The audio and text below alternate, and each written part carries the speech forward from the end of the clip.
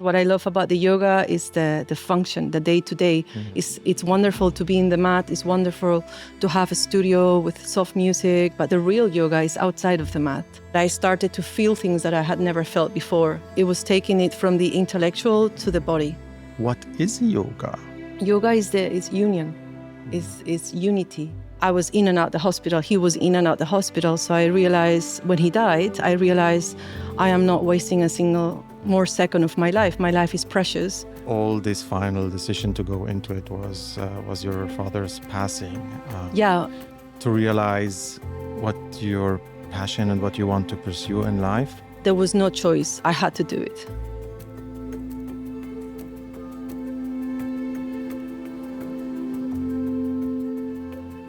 It was very powerful to me. I would recommend that the quickest and easiest and fastest way to raise your frequency is... Welcome to the Living a Life in Balance podcast. My name is Abdullah. I'm the founder and CEO of the Balance Rehab Clinic. My guest today is Estela Garcia, yoga teacher and sound healer.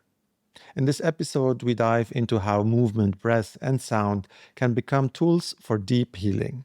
Estela shares her personal story from growing up in a world of performance and pressure to rebuild her life after a toxic relationship through the simple act of showing up on the yoga mat and pursuing her passion. We explore the science behind yoga, the power of frequency, simplicity, and gratitude to raise the energy you're missing. Estela guided me through a sound healing session with crystal balls and demonstrated how the traditional Brahman breathing technique works. I hope you will enjoy.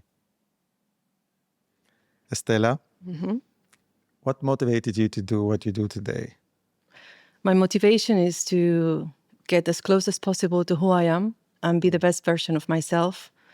And so for my students, help them to do that as well.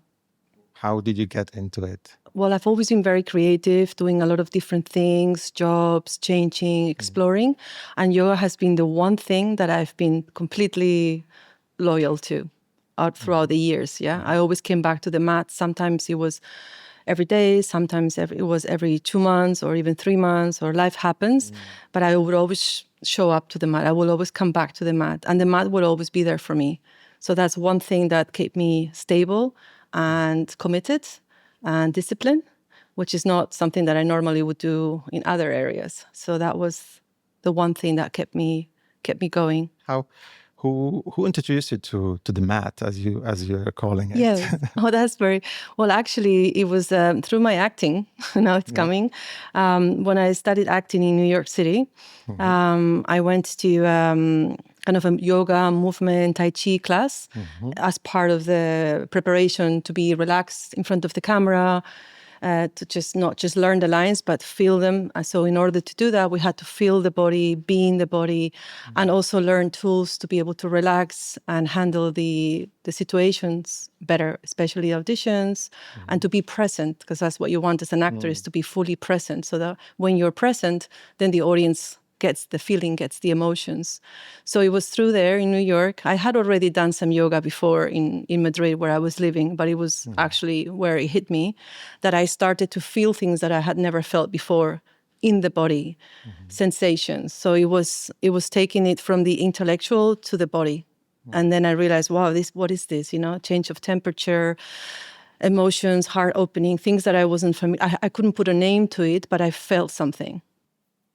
They used in the acting They use it in the acting classes schools. as a preparation, connecting to your body, breath, so you can be more present. Yes, exactly.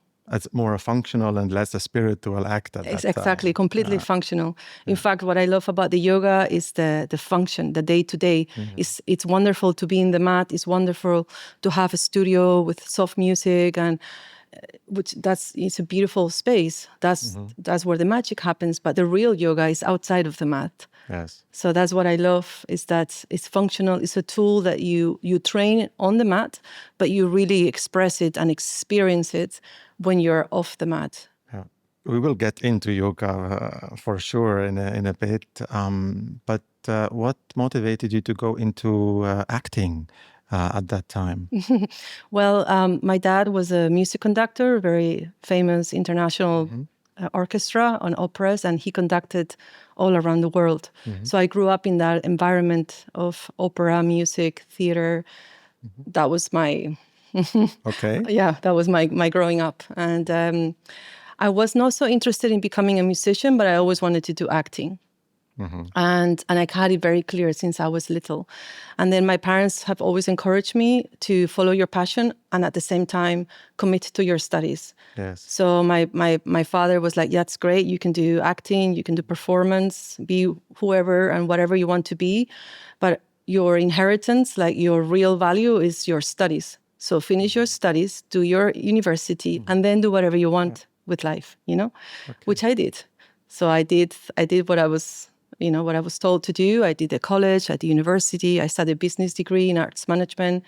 It was the most artistic degree I could find within the business. And then when I finished, I went into acting. And then it also coincidence that, my father passed away. And then when I was faced with death, basically, I realized that because my father was a very passionate man and he would go, and he was conducting it. He reopened the Royal Opera House in Madrid and he was conducting Parsifal. Wow. I think it was with Plácido Domingo. It was like the grand finale and the ambulance was on hold outside the theater. So until the end, his last performance was the Parsifal, So he really lived everything. He was so passionate with life. Music. With music and with life. He was such a passionate, full of life man, and then when he went through the cancer, I was in and out the hospital. He was in and out the hospital. So I realized when he died, I am not wasting a single more second of my life. My life is precious. I'm not going to waste it doing things that I don't like to do. Yes, obviously, these are things that you have to do, but just don't waste. Go for your passion, go full on, because life, anytime, anywhere goes. And that's when that's when I had a really good paying job. I was in advertising, marketing. I was head of production. Like life was easy, simple, comfortable. Yeah. And then when that hit me, I took the decision to follow my passion, and I haven't, and that's been my drive ever since. And that's what I also encourage my students, whoever I encounter, to find their passion, because most of us, when we grow up, we forget what our passion is, or what we like, what we don't like. We don't know, we're just in that automatic autopilot. And then that's what I did. I went and then I went to New York for 3 months to study acting in the summer, and then I stayed for 3 years. Wow. So I continue my studies, and then through the acting, the world of yoga, the world of meditation, the world of breathing, the world of everything that has to do with healing the body through the body. So yes. Where you leave the mind, you leave the intellectual out, and you let the body create that self-healing when you offer a safe environment. All this final decision to go into it was your father's passing. Yeah. To realize what your passion and what you want to pursue in life. Wasn't it the case before? How much has it changed and influenced you? Yeah, before I knew I wanted to do it. Yes. I wanted to do it, but I didn't do it. And then when that happened, when it hit me on the ground, there was no choice. I had to do it. What blocked you before? What blocked you to pursue this passion you felt already before? I think it was fear of failure, fear of not making it, fear of it's not going to work out. Also fear of not being accepted. Yes. In the family. Like, what do you do? I do acting. It's versus what do you do? Oh, I work in business. I work in a very good marketing agency. I make a lot of money. So that was my choice, being a successful mid-20s year-old, or going into the adventure of I'm going to pursue acting, especially at such a late age. If I started younger, maybe. Yes. So it was like I took a stand for myself, and with all its consequences. And How old were you at that time? 27. 27. So it's fascinating. I mean, many people have their passion into something, but they have this fear of failing towards themselves, towards family, towards their environment, whatever. But it's always difficult to identify what is there which is blocking someone back in doing it. Yes. What would you tell someone who struggles to make such a decision in life? To start little by little into that activity, not like change your life completely and throw everything away. Yes. But if you have a day job that you more or less like or don't like at all, because start with a little class, pottery, art, painting, gardening, dancing. It doesn't have to be something very spiritual. It can just be rock climbing, something that you always wanted to do as a child.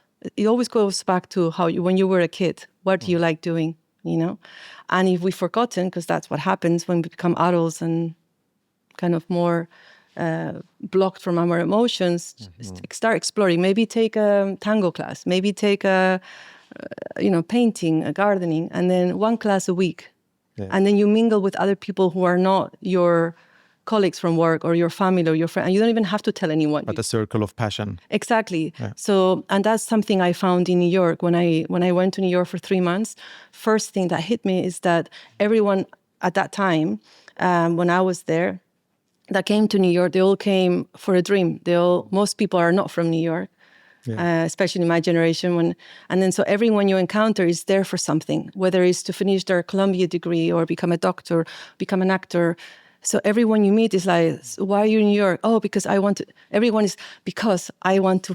You don't just go to hang out. You go because you have to.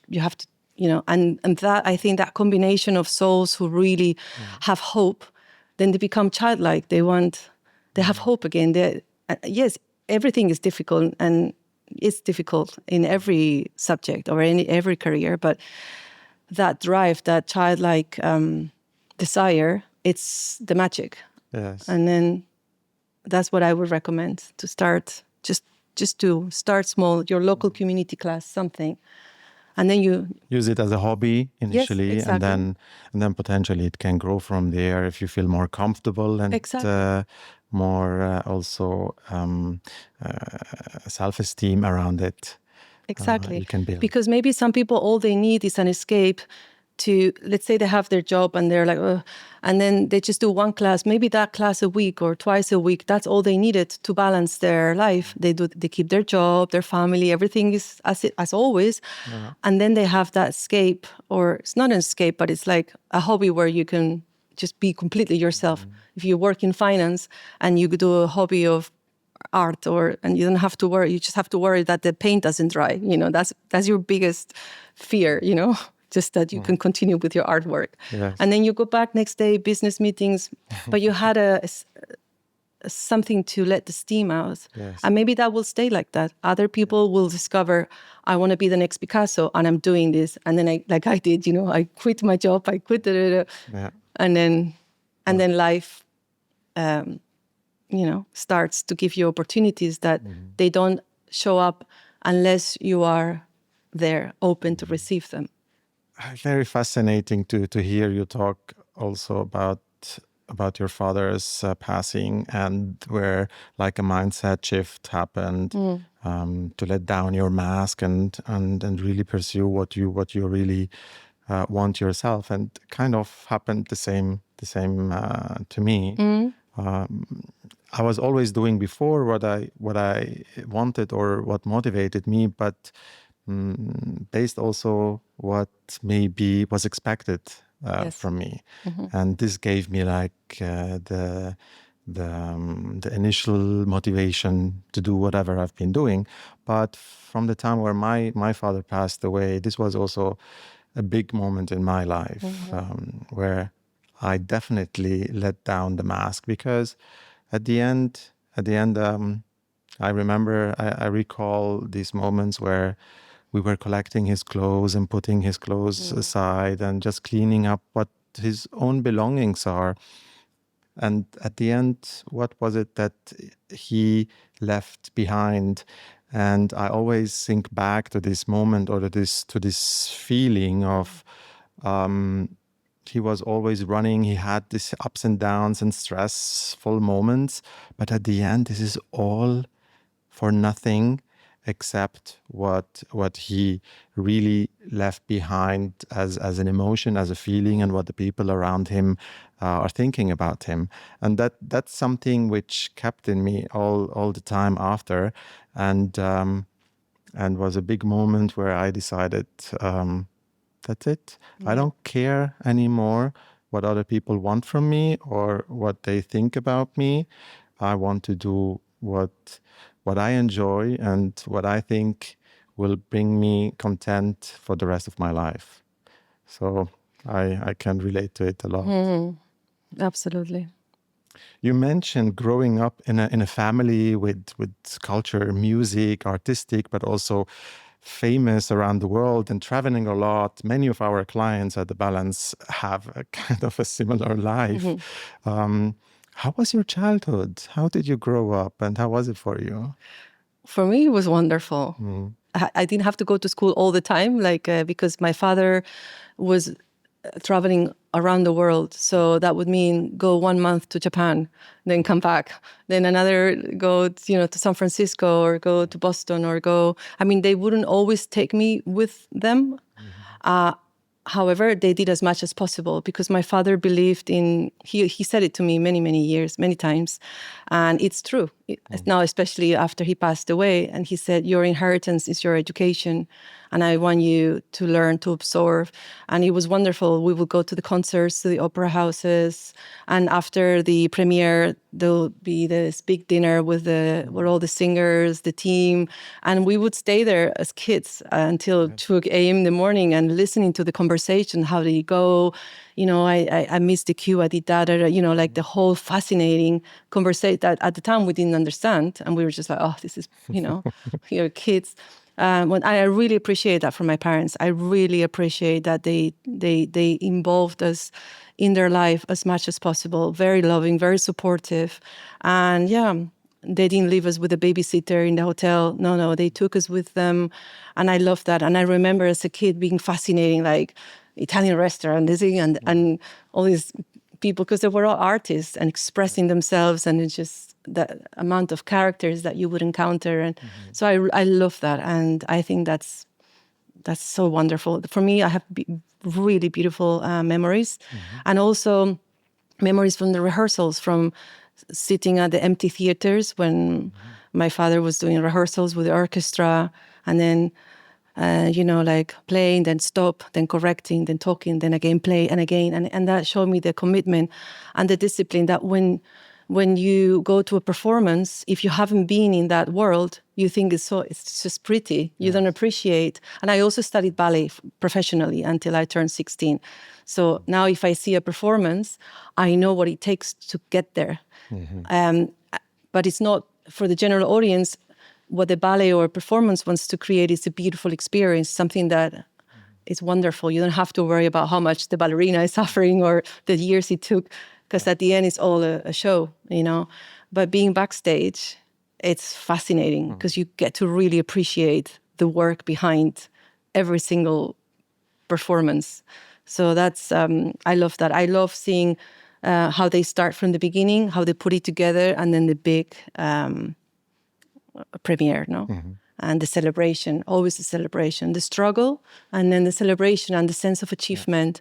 In a way, the release of dopamine is like a sense of I've done a good job, to feel satisfied.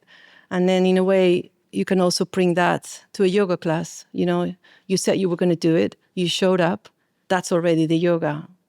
And then you did your class, and that sense of achievement, I've done it, I've worked hard, and now I feel good because I've taken care of myself. Happy and unique memories, certainly. Very unique, yes. It sounds to me, but also kind of a bubble somehow, because not everyone has experienced not that. at all.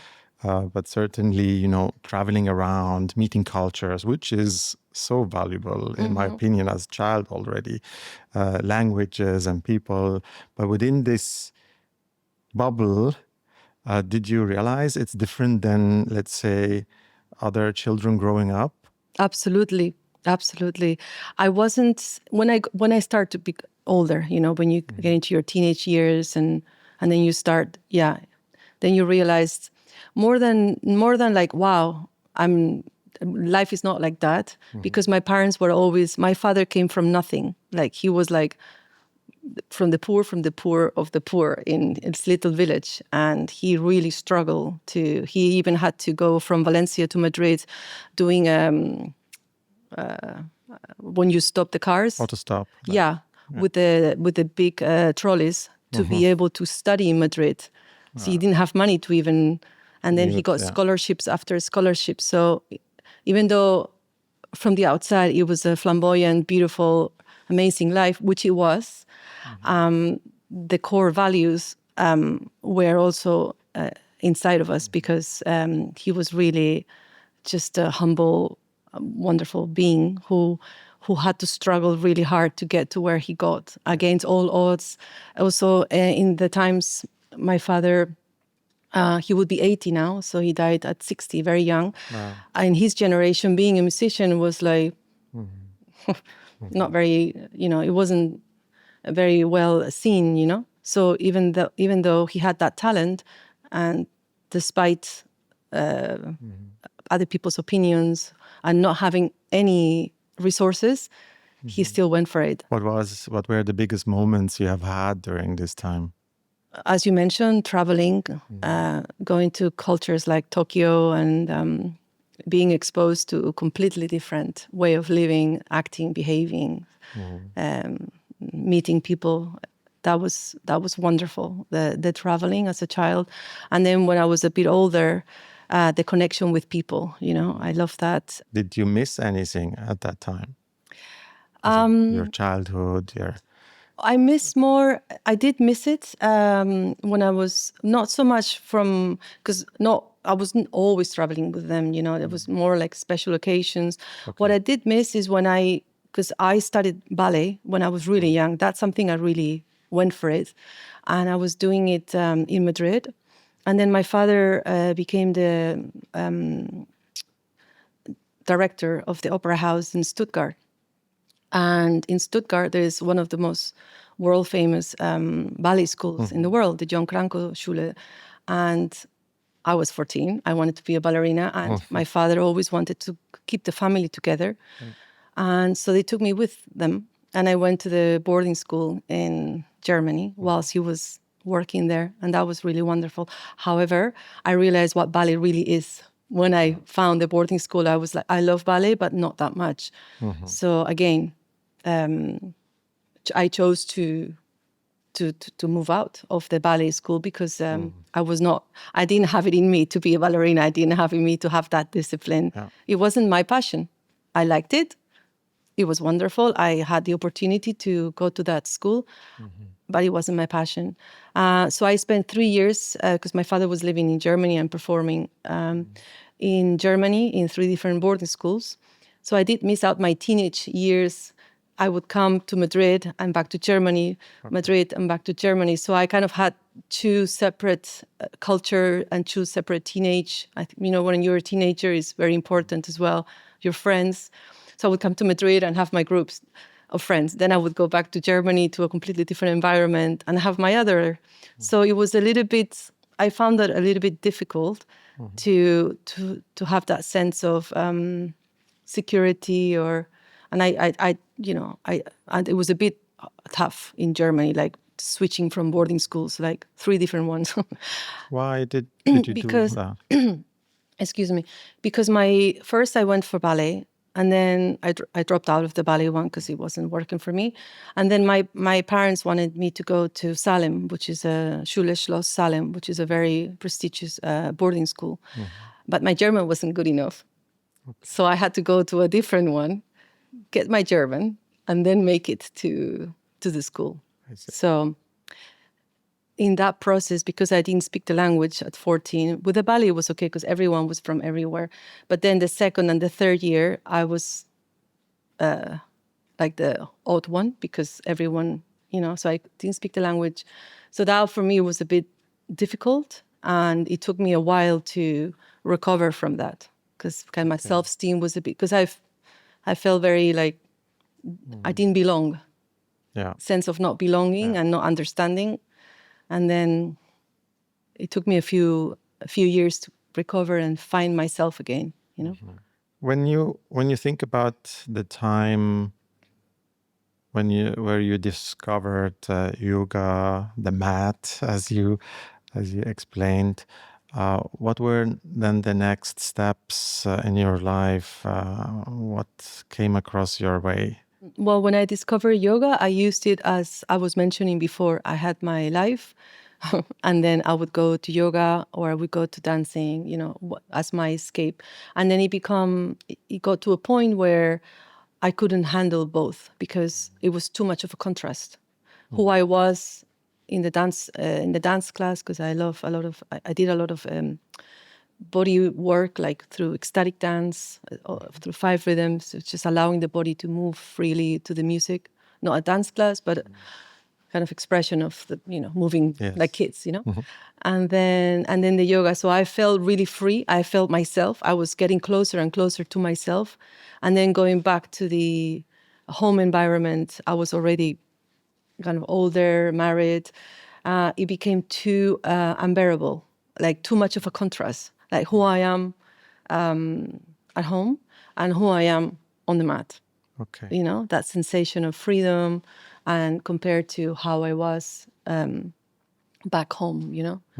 And so then just to make to go to the point, I was married and then went through separation, divorce, and once again it was the yoga mat and the yoga class that kept me surfing more than ever. So that was my highlight of the day, was to make it to my class, because that would give me a moment to have a break and recover and be able to handle this difficult situation, because I had a little baby, and so that was really like what made it boom.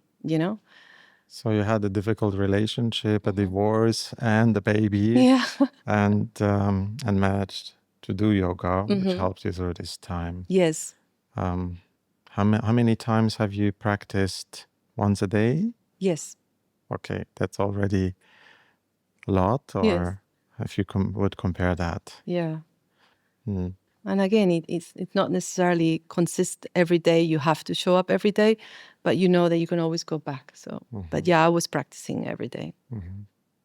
And when did you start to become a teacher, or when did you realize, okay, that's something I want to continue for the rest of my life?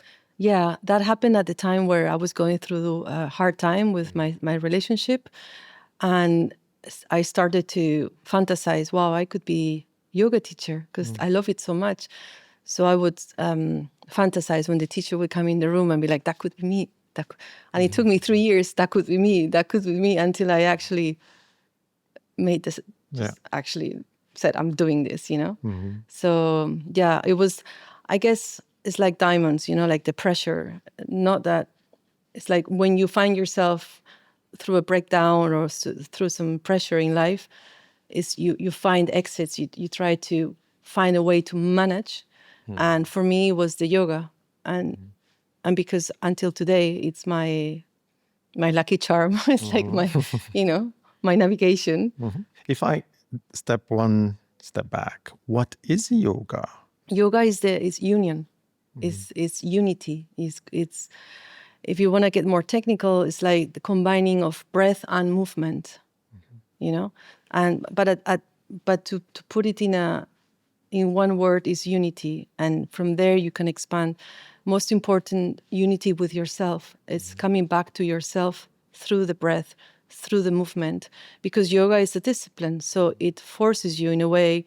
And if you forget, the teacher keeps reminding you: breathe here, breathe out, right leg, left leg. So you have to be present. So the more present you are, the distractions start to fade away. And then when distractions fade away, you start to come back to who you truly are. And you start to become the observer.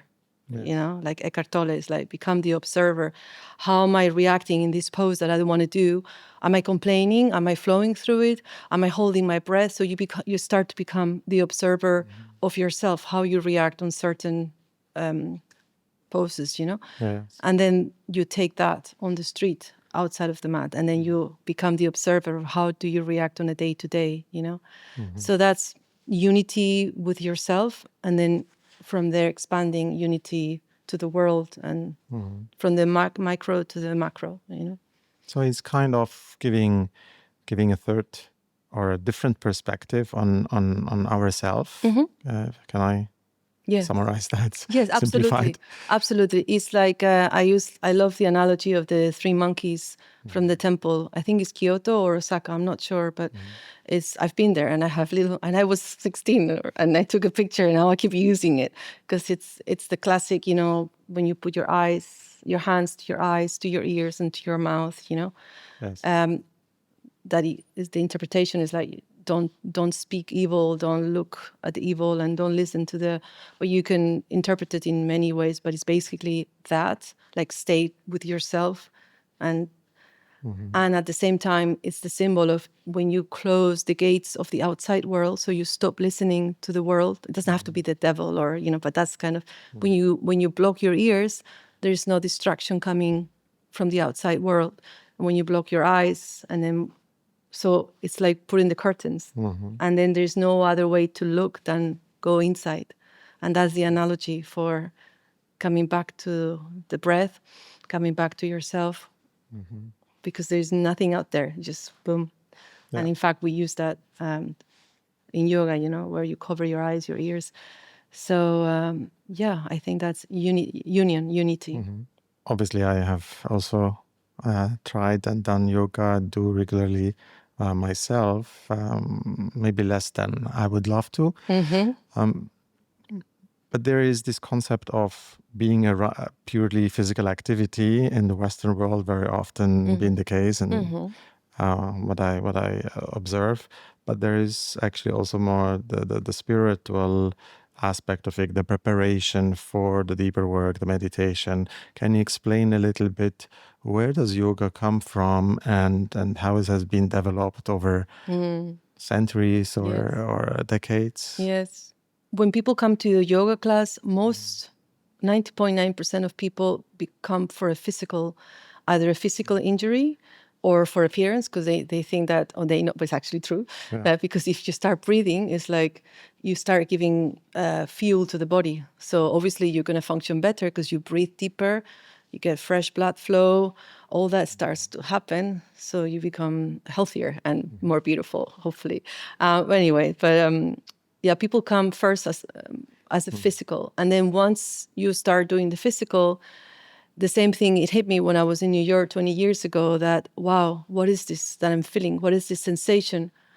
Or suddenly you feel like very open and very receptive and very kind or connected with other people. What is that? What is that? So you start through the body, you start to observe other things that you were not familiar with, you know? And that's what I would call the spirituality. So it's the spirituality.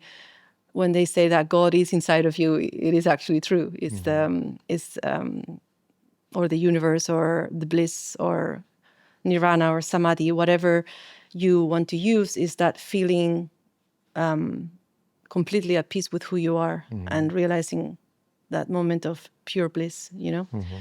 And that in a way is the spirituality of it as well, you know, to feel something bigger than you.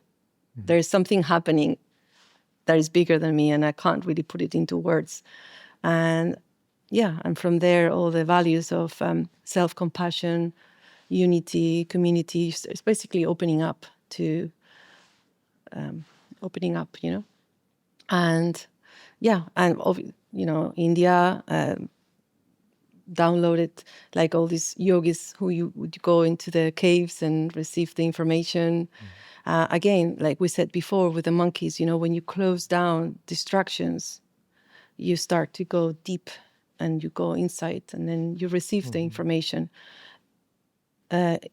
Till today, like, if you have a meeting or something that you need to make a decision, when you take a moment to meditate and go inside, and then the answers will come in much crystal clear voice than maybe trying to think, what should I do? What should I do? Just calm down, go inside and listen to the silence, listen to what your intuition. So it's awakening everything to become alive. Yeah, I feel when I, for example, practice yoga, I could be running around. My mind is still in some work or thought patterns, ruminating about things. But then I arrive to the mat, and I would let's say, do the practices. At the end, it's always like this feeling of presence. This is how I ideally would describe it. And this is what it gives me. Presence, more clearer, and and and connecting with what is around me and in me. So this is also the feeling of calmness, and nothing really matters that much. Yes, you're right. That's it. How long would it take to get there, to when they start practicing, to experience this feeling and not to be purely let's do sport? Yeah. It could be a split second. We all have it. It's awakening that. It's not that we, and I think that's the misconception. It's not that we need to enter nirvana. How long is it going to take me to? Maybe never, because it's like seeking out. So I always say to my clients, like through a meditation or just breathing, and take a moment to listen to the sounds in the room. Like if we were to now do a meditation, I would ask you, just pay attention to the air conditioning. And then suddenly it's there.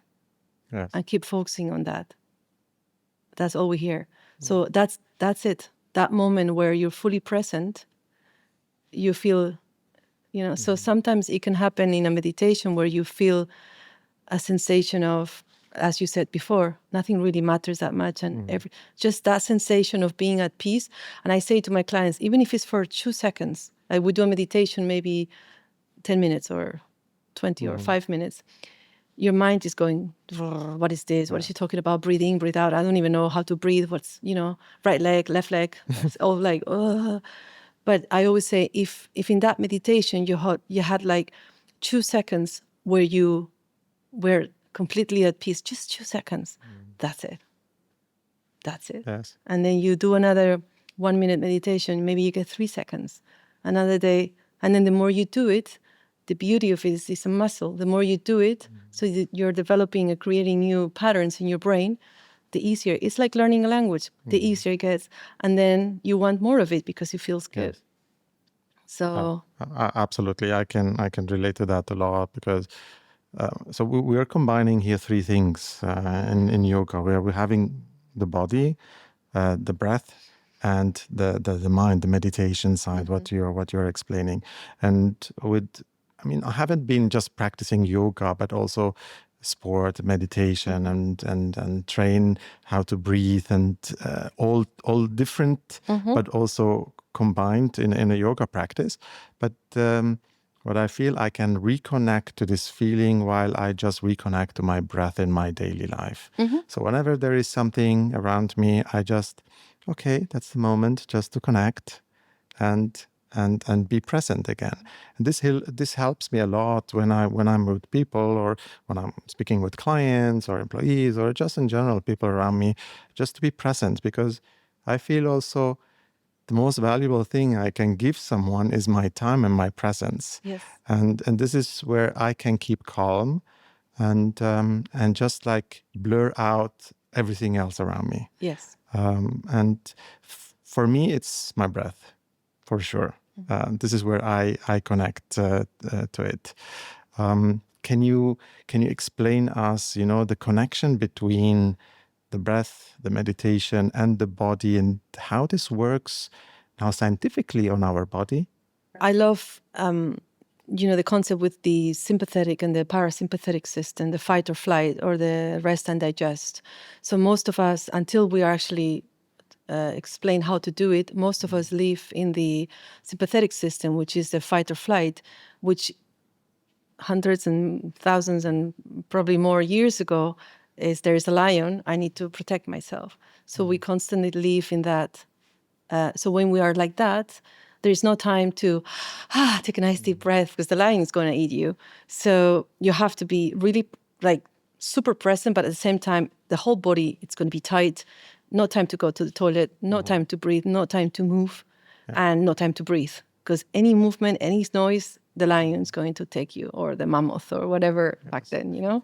So the problem is that we've evolved. And now with today's society, we are constantly, all of us, even if we do yoga, we teach yoga, life is happening, or you're driving, or for me, it's when there's traffic, I'm like, oh, you know, and then I become aware, okay, relax the shoulders.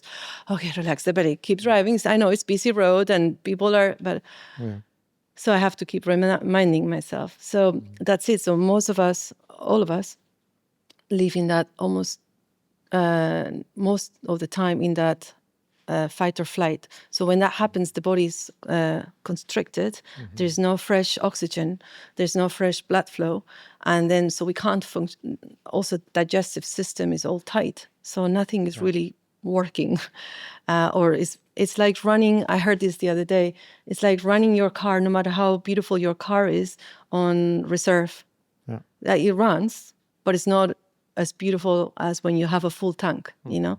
So then the parasympathetic system is, it's, you know, rest and digest. So where you can relax. You know, I always, with my clients, in order to get them to understand that, because they're like, what? Sympathetic seems to what? I don't get it. Mammoth, lions, yeah. It's like, just imagine when you go home after a long day and you go into your sofa, you take your shoes off and you go, that's the quickest way to enter into your rest and digest. Yeah. So when you do that, everything starts to relax. You get, you know, you create space for your internal organs to work at optimal level. You can think better because you're breathing and you're getting, and breath is the ultimate. That is why breath is the ultimate, because you can live without yoga, you can live without eating, drinking a few days, but breath that's it. You can't live without breath. So Yes. as you say, coming back to the breath it's coming back to life, because that's it. And then we continue, you know. So a lot of release of the good chemicals, you know, happen when you, like, as I mentioned before, the dopamine, the endorphins, the oxytocin, all of that. Your body, you're just giving like really good petrol to your body, to your car, you know, so that you can work really well. Yeah, the analogy with the petrol, it's like, I understand it with the heart, with the heart rate variability, for example. When we breathe, when we slow down the pace and not just so a superficial breathing, this has also an effect on our stressful and chemical release on our body and on all our nervous system. That's the beauty of it. Yeah. It's wonderful. That's it. It calms your nervous system down, and now they're doing brain scans of people before and after meditation and what it does to your brain, and it's fabulous and fascinating, because now it's technology. It is a technology at the end of the day, yoga, and it works. It keeps working. It's just there's always a before and after a class, or before and after a meditation. You always come out different and more empowered to. And, you know, one of my teachers used to say to me when coming to the class, give me your brain, okay? Go to class, I'll give you your brain back when you come out, because it's like life is still going on. But now, go to the body and repair, it's like recover, you know? It's like, yeah. How can someone get into yoga? What's the easiest way? Can I just show up and practice in a session where everyone else is like already more advanced or not? Are there different classes around? And also, is there competition within the crowd within a yoga session? How to deal with that? Yes, that's a wonderful question, because we're all humans, and we all have egos, and we all have. So to answer your first question, just go. And then go as many yoga classes as possible with different teachers. And yoga is yoga, no matter how there's different styles, obviously.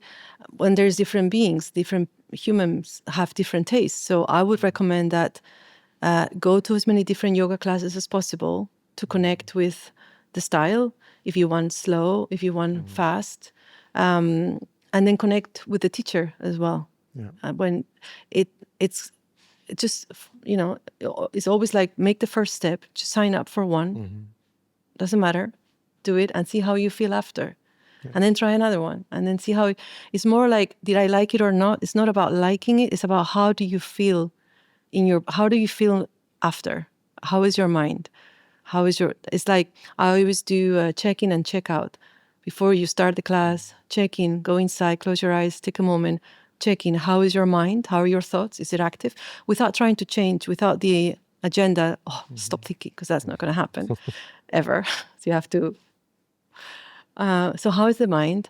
How is my heart? How are my emotions? And how is my body? Do I have any pain? Become like a detective. And let it go. Don't try to change it. And then start breathing and do the class. And then after, check out. How is my mind? How is my body? Is there any different? Do I find any tension anywhere? Okay, there's tension. Breathe in. Into that tension, let it go. And then you develop that as a habit. And then during the day, like you said, stop for a moment, take a breath. How am I feeling? Okay. And continue. So I would totally recommend to do that. And then with the competition, there's competition everywhere. And that is what yoga is meant to teach you, is that, yes, we all compete with each other with everything, whether it's she has nicer yoga wear and leggings than me, or her hair. Most of the time it's not about the yoga. We're looking out like, oh, I love her hair, or, oh, wow, look at, you can, because we're humans, we do that. However, with the practice, it teaches you to be at peace with yourself. Yeah, she has nicer hair than you, or she can do like a crazy, but it's not about other people. It's about training your brain to come back to yourself, and being at peace with who you are, what you're doing on the mat and off the mat.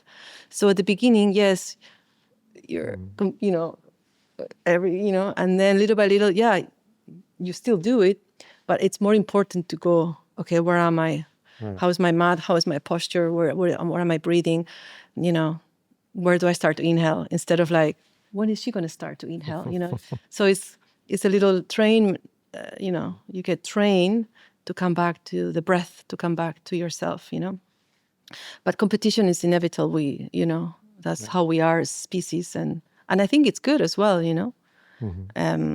If you manage, everything is good in a certain, if you manage it.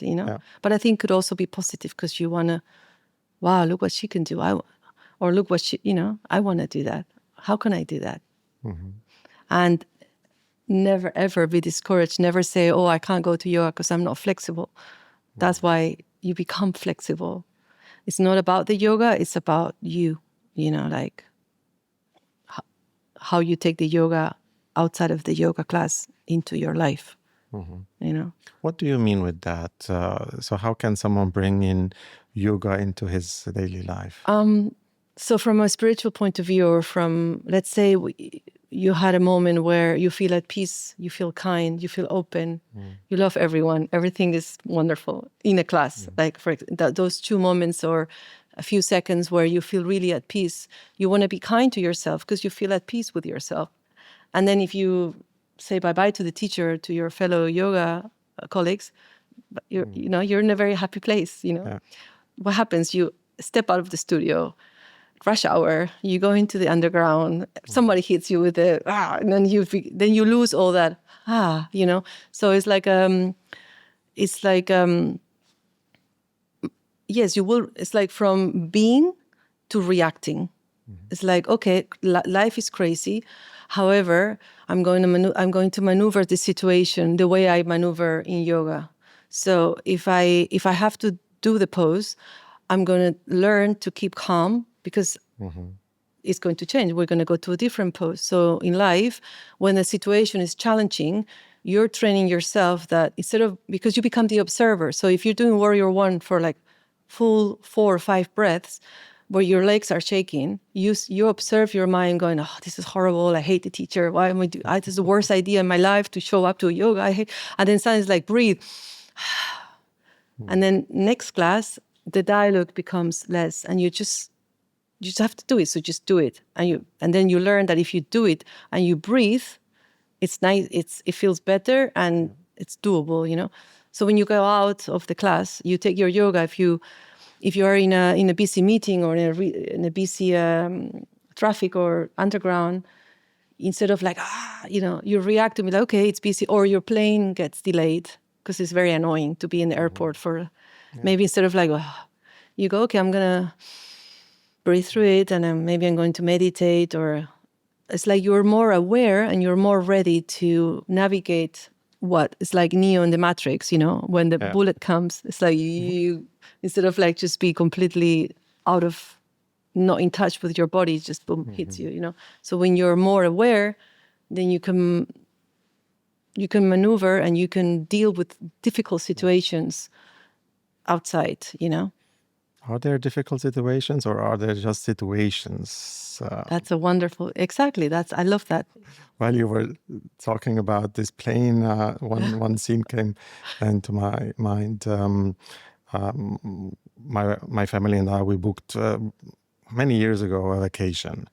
We wanted to go from Switzerland somewhere to the Middle East, and everything was planned. We have been really looking forward to this vacation, and then our friends, by accident, were planning to go to the same hotel, more or less the same day, but the night before us.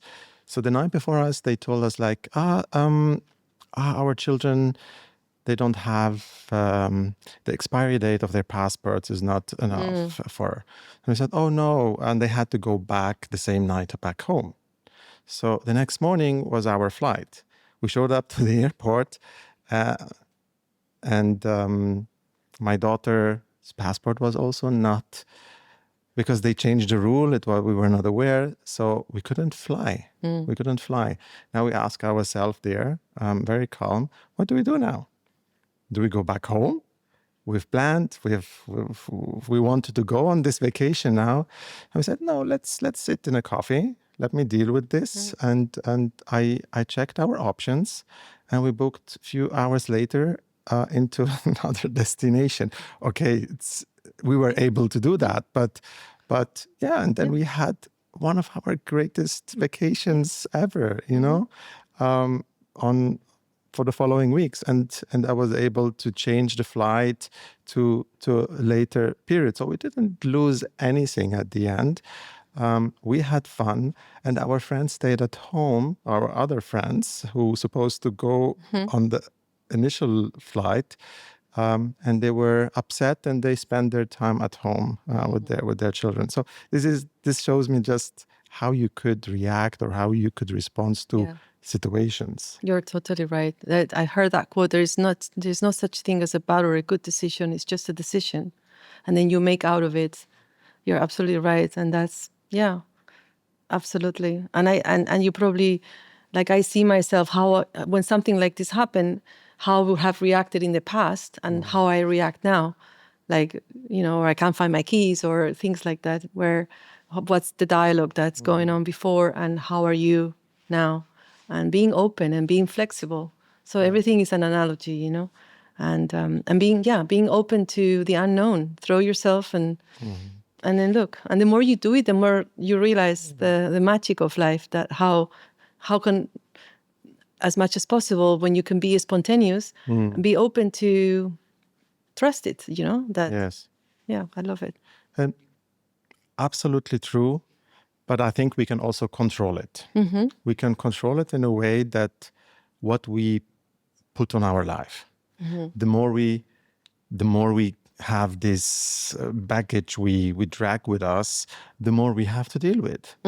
And the simplified we structure our life, the leaner, the less we get like this stone left and right. We have to care about not being hit by them.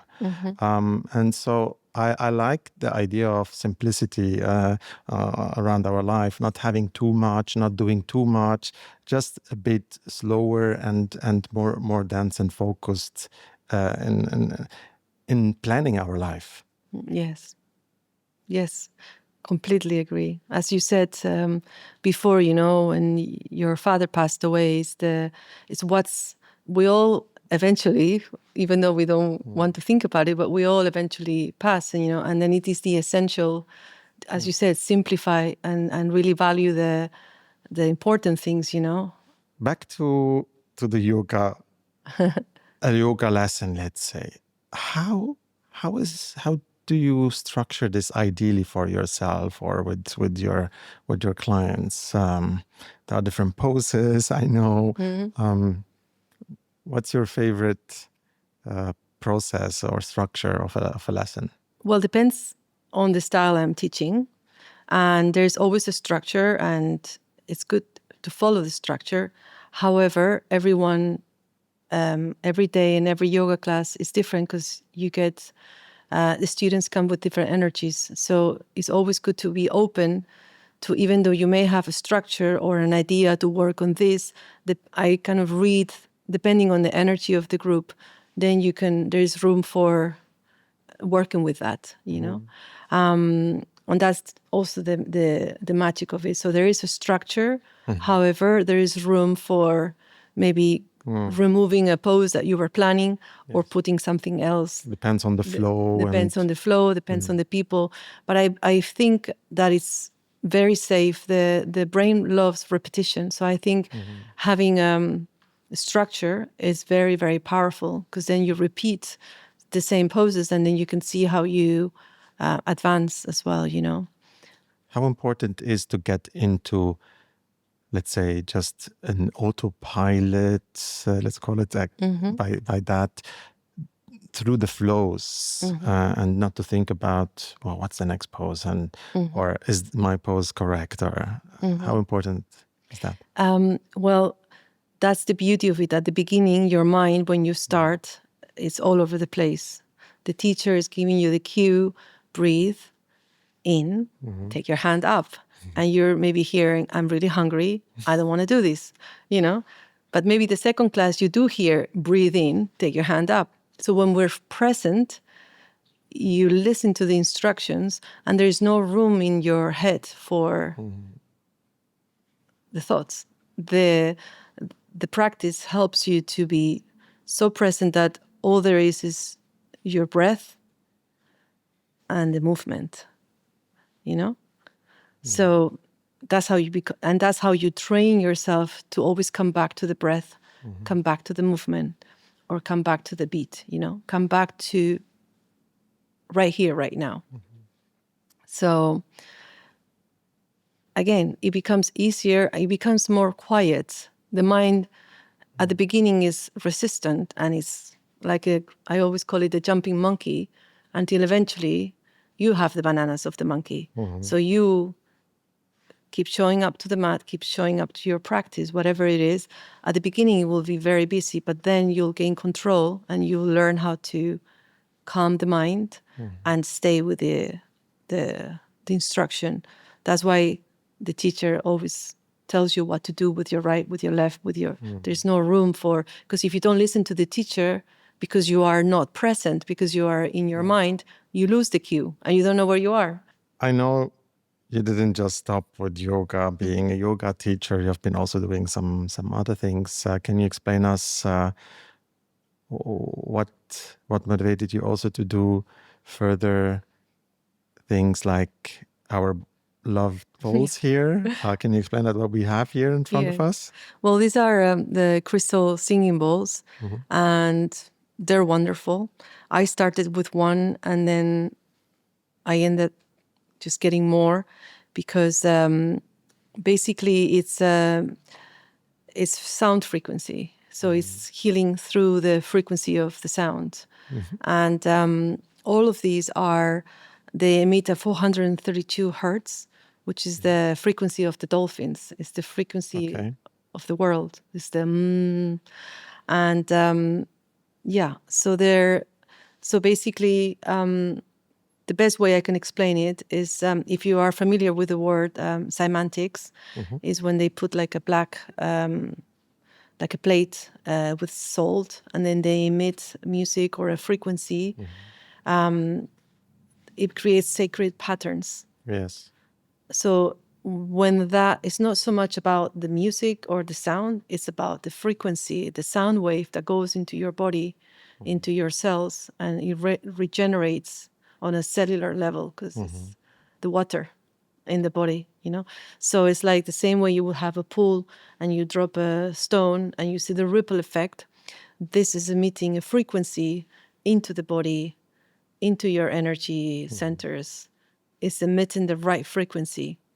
So in this case, and there are many frequencies, this one is the universal, like, this is like wonderful.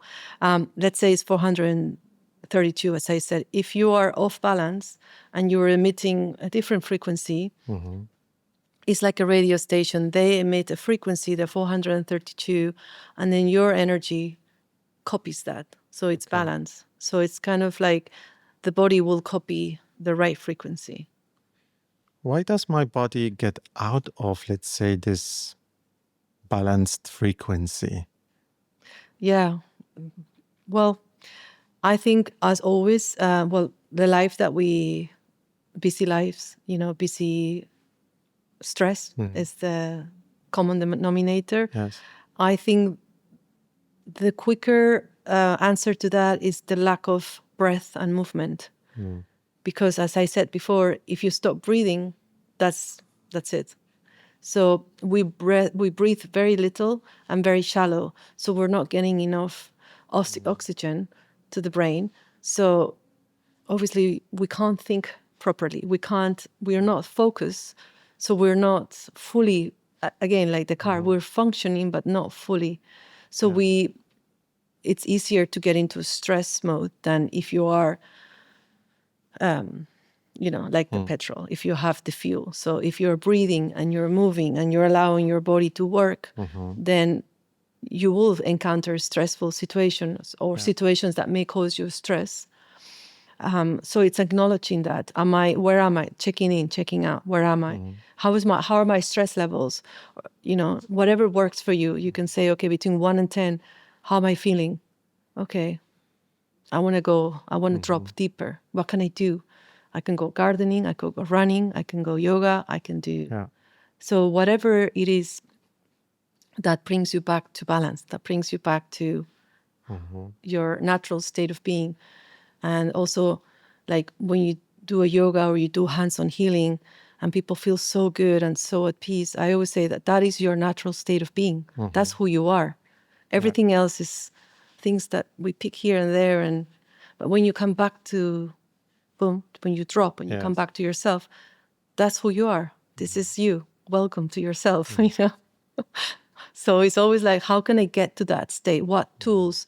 And what I love about the balance is that all of us, all the therapists, will bring what works for us. And we give that rainbow, like that array of different techniques. And the client will be, oh, I like that. That works for me. And maybe the others don't. Maybe just take 1 or 3. But there's always, that's it. Find, also going back to your question at the beginning, for someone to start to do yoga, we'll try yoga, but then try breathing, then try meditation. And if you find something that works, and what I mean by works is whatever it is that brings you back to you, that you feel at peace. Yes. Even if it's for a few seconds, whatever it is, whatever technology, whatever in terms of like therapy, that brings you to be at peace with who you are, then go for that, And then you will notice that it will be easier. The more you do that, the more you find yourself, the more you get 2 seconds, 3 seconds of being at peace, being blissful, the more the contrast will be noticeable. You'll notice, oh, I'm really not in a good place right now. I want to go back to those 2 seconds I learned at that meditation class. How do I get there? Boom. So it's what you're doing. No, giving clients the tools that they can reach out when needed. Yes. And sound healing gives you like an additional tool to work with your clients. Exactly. Sound healing is automatically drops and automatically calms the nervous system down. It's an instant relaxation. It's almost like straight away, and you don't have to do anything, or you have to just allow to enter into that altered state of consciousness, that in between that theta state, in between when you go to sleep and you're half awake, and it's that sweet place where you're not here nor there. Kind of, that's where so you leave the conscious mind behind you. Yes. And there is music, like filtered music with these type of frequencies. Are there big differences between if I just listen to such music, or if I experience it like surrounding in our body, like here? Yeah, always with everything, live music is more effective because it's the vibration. However, the good news is that if you don't have the balls, you can buy yourself a good pair of headphones and type in whatever, let's say, a C or 432, whatever frequency or whatever you want to work on. And there's wonderful companies out there that do, like you can be on the plane for 7 hours and have them on and still working, because it's working on a neurological level. Yes. And it's rewiring and putting everything. It's really fascinating. And Does it help? I mean, I know like in different cultures and religious practices as well, music, the type of vibration, the and this is kind of supporting, helping also the mind to be better synchronized, or prepare for meditative state. How do you think about that? Absolutely. It really, really helps. And I will quote a great teacher, Jonathan Goldman. He's been doing this for, 40 years. And he's like a very important, a renowned sound healer. And everything helps and everything works and everything, it's a pathway to get to the center. That's another tool. Some people like different modalities, but the crystals, if when you get a crystal singing bath and you feel something and that works, then you stay with that, and then coming back to basics, you don't need a whole set of balls, especially you can't travel around on holiday with them. The most simple thing, and Jonathan Goldman says that, is the humming. Is the Brahmari breath, is the bee, is the breath of the bees. So coming back to the monkeys as well. So there's one pranayama, one breath exercise in yoga that is the Brahmari breath, which is what the singing bowls are doing in a way, is the vibration. And Jonathan Goldman says, of all the modalities and the singing bowls and all the, because he's an expert in this, he says now that the humming, if you hum for 5 minutes and then you stay in silence, what it does, it's amazing, So it's really something. And then if you add that with covering your eyes and your ears, and you still you come to yourself straight away, and it's that calming. So I encourage everyone to try it out, because it's impossible to. It's very hard to think of things that are not important at the moment. You hum. It's a very soothing and calming experience. So I encourage everyone to try it. Welcome to the sound healing. I'm going to ask you to find the most comfortable position with your body that you can. And really allow yourself to become heavy on the chair. And if you wish, you can close the eyes and take a nice deep inhale through the nose. Exhale through the mouth. Good. And we're going to do it again. Inhale. Exhale. And then one more for good luck. Inhale. Exhale, let it go.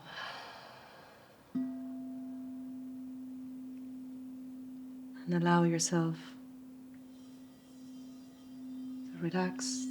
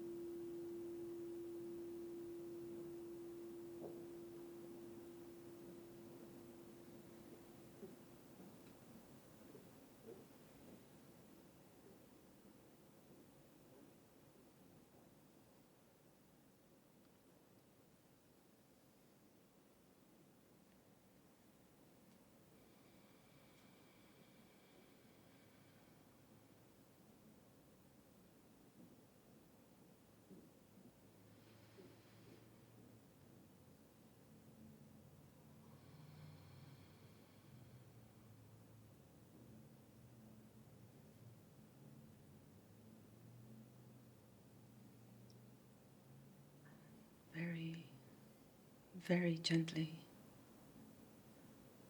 take a nice deep inhale. Exhale. Again, deep inhale. Exhale. And one more. Good luck. Inhale.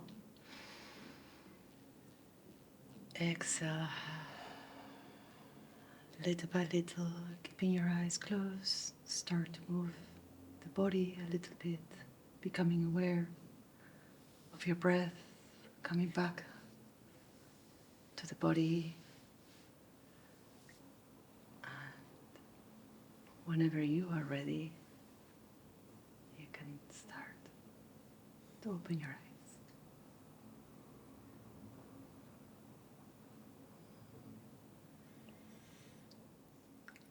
Thank you. It was very powerful to me. It brought me completely to calm down. There was a moment where I almost drifted away. So how can you explain that happening in our body, in our mind, with bowls? I can't. No, it's the power of the frequencies. It's the sound waves that enter into your brain, and they take you directly to that theta state, Yeah. And it's that in between, and so you stop the thinking, and you enter into that dream world, still conscious, and yeah. Very nice experience. I've had sound healing, sound bath sessions before, and I found it always fascinating. How the body reacts to it, and almost every time I fell asleep. Yes, it's normal. Yeah. If I look at these bowls now, these are crystal bowls, right? Are there different types of bowls? What's the difference in frequencies? Can you explain that? Yeah, there are different. They all have the same target. Like they all, the end result is for you to fully be able to drop the resistance, to relax, so allow everything to regenerate itself, recalibrate. Yeah. The crystals, the difference with the metal ones, the Tibetan ones, is that these are made of quartz. It's all crystal. It's 90.9% crystals. And it really is, like I was mentioned before, a preference. Some people love the Tibetan, some people love the crystals. They all have the same goal, is to bring your nervous system down, to calm you down, and to land and ground you and center. And so it is really a preference. Both are wonderful, and it's nice to combine them. One time you get one session, another time. So it's all good. They're all good tools, and it's the one that you feel an impact. Same way you have the gong. Yes. So everything and the humming, it's the same effect. It's all to relax. And how long should someone do a session? How long would it last ideally? Ideally, with you see, as little as possible, it's already effective. Even if you, ideally, when you have time, 45 minutes will be great, because the moments of silence after the waves are still happening, and the body is absorbing it all. So it's like when you stir the water and then allow it to rest. To land. So ideally 45 minutes with 10, 15 minutes to recover. And again, 5 minutes, 1 minute is better than nothing. So if you don't have time or are busy, even a few minutes is better than nothing. So it's already effective. Yeah. And not everyone has crystal balls at hand. at any given time. Yes. What can someone do also to raise this his own frequency? Anything that brings your frequency up with whatever you have.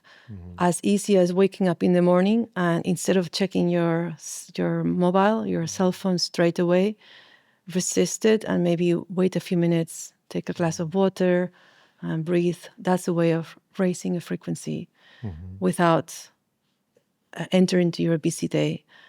Another way could be doing some sun salutations or some breathing or moving the body a little bit, doing the thing or going for a little run, doing the things that make you happy and doing the things that you know that they're going to benefit you as little as possible. It makes a huge impact. So if you only have 3 minutes, then maybe do 3 minutes of breathing or 1 minute. That already sets you up for the day. And what we do here, when we're talking about the balance, is we offer different tools and you use whatever works for you. So if you don't have the singing bowls or you really love the singing bowls, like I said before, there's great companies that do a whole, even 9 hours long, that you can put it at night. Yes. And with binaural beats and everything that you can just relax.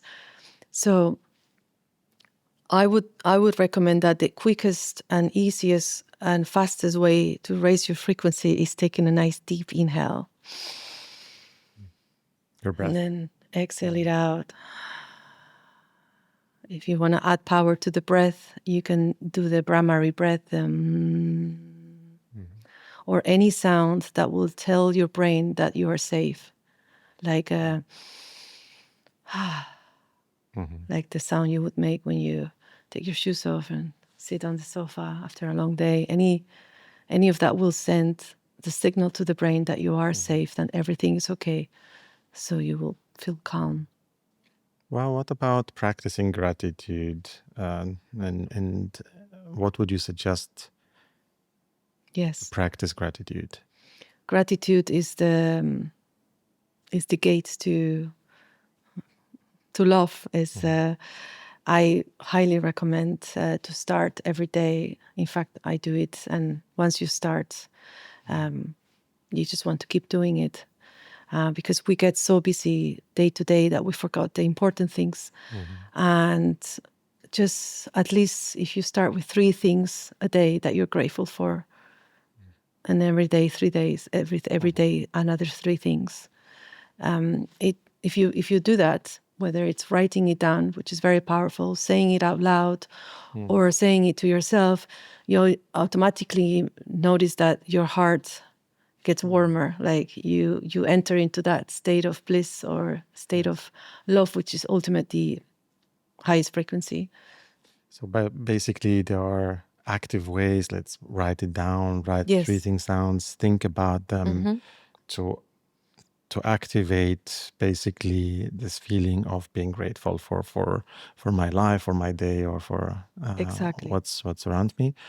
But what I use, for example, is just to have little moments of try to find the little moments of awe during the day. Yeah. Let's say in the morning when I stand up, I just try to step out on the terrace or into the garden and just look out into the sun or to the sky.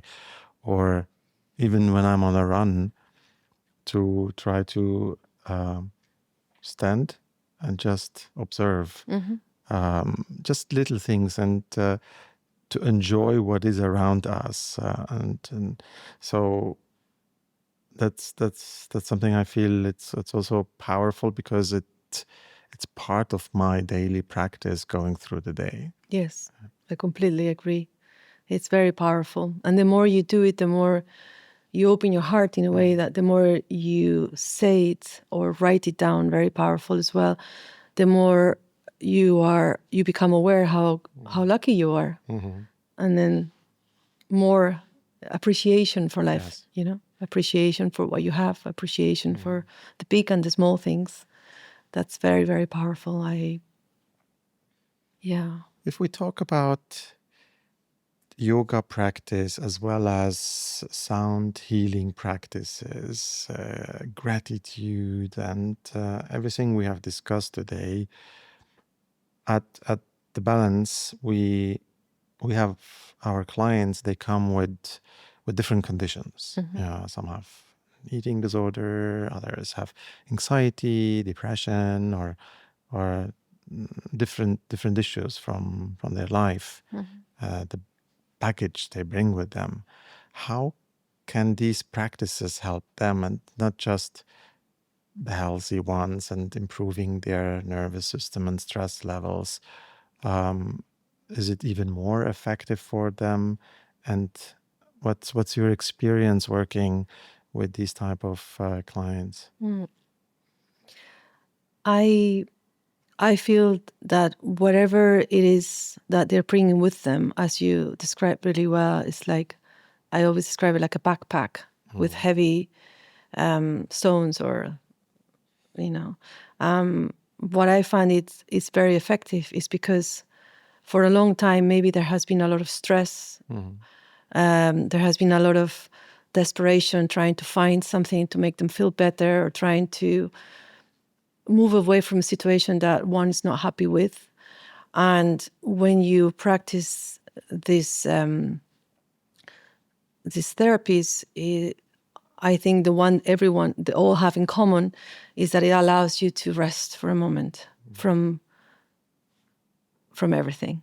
So that's the beginning of it, to be able to feel safe, to not having to get anything right, to not having to fix, not having to do, not having to, simply actually the opposite, to not do at the beginning and then build from there. So I think it's a beautiful opportunity to allow yourself to fully rest, to surrender to what is, and to start to become friends again with who you are. Yep.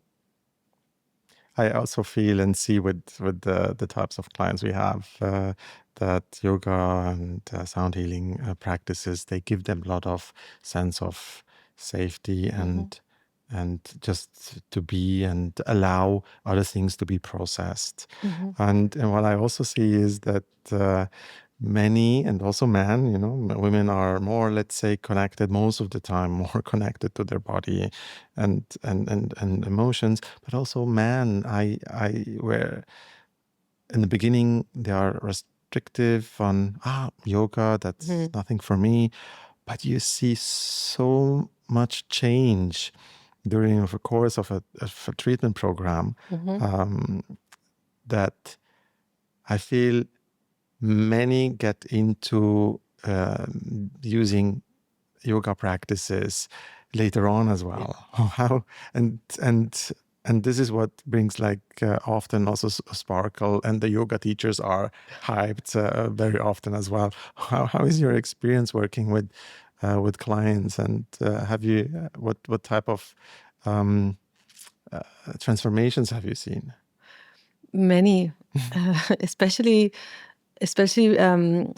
from those who maybe are more skeptical at the beginning, or men who yoga. And then, I think it's just the playground, like to be able to not having to get it right, just simply breathing. Only just breathing and moving, you're already going to feel better automatically. We call it yoga, but at the end of the day, it's just breathing and moving. And that already automatically, you feel great. And it's a fantastic tool. And when you realize that it works, then you want more of it, because you know it works, because there's always a before and after. You always feel better, different and better after a yoga class. So it has an impact. And when you have been in a very dark place or upset, and then suddenly you find joy again in a session, then you maybe had forgotten what it feels to feel good, what it feels to feel joy again. And if that happens in a yoga session, then you know where you can get more of that. So you always want to come back to your mat. And transformations, I have many big transformations that people have integrated yoga into their daily life because they know that it works. And the more they do it, because it's like with meditation, breathing, it's a moving meditation. Yes. So the more they do it, the easier they can access that blissful state of being, and the easier and the quicker they can access it. And then the more they do it, the deeper they can go. And specific studies, like a case study of clients where they have been very low, or like with eating disorders, and suddenly they find themselves and the world stops. It's themselves. No one is watching on them. Not even they are watching themselves. They're just there and they feel safe. It's at the end of the days, coming back to feeling safe. And there is some cases where they have continued with the yoga to the point of doing a yoga teacher training to become a yoga teacher. And Yes. so, and yeah, that's really wonderful. I have many, many, many cases, or, a student of mine taking a lot of painkillers and antidepressants and going to the doctor over and over again, until one day that doctor was actually one of my students. And she said, you can come back next month and I can give you again the prescriptions, or you can actually do something about your pain and go yoga. And then that was like 9 years ago, and she still continues with the yoga. And it's one discovered that one has more tools that are highly effective, and they were not aware of them before, and now they have them. Now they have a full pocket. Yes. And when needed, you can reach yoga or meditation or pranayama or whatever it takes. But you have tools to help you. I think what's so powerful about yoga is that, particularly after, let's say, a treatment of a course for any mental health condition, it helps you to reconnect with yourself at any given moment. So it's not the movement, the practice. It's really just to have these moments of reconnecting with yourself and your feelings, your emotions. If you feel, you can react to it, you can process it, you can manage it. If you don't feel, if you're on autopilot for on and on, you never get to this state. Yeah. Very nice. Usually I have a question to every of my guests, what they do in privately to stay in balance, but I can think about yoga. If we would exclude yoga in your case, what do you do to stay in balance? If it's not the yoga, if yoga wasn't there, is gratitude. Get up and be grateful. Affirmations, acknowledgement. Especially when you wake up, you're still in that half sleep, and it's very effective to empower yourself with appreciation. I am wonderful. I'm good. Like, use positive affirmations about yourself. Yes. Even if you don't believe them at the beginning, when one starts to do like I am. But it's very powerful. I find it very, very powerful to retrain the brain to I am. So positive affirmations and gratitude. And you do this in the morning? Yes, in the morning. Particularly. Can it also be used in the evening before going to bed? Yes. Anywhere you have a moment. It's very powerful. As soon as you wake up, before your brain gets busy with life, just autopilot. You can do it. I am healthy. I am successful. I am powerful. I am love. Whatever it is, you can change them and rewire that again. That self-appreciation, self-love, and gratitude.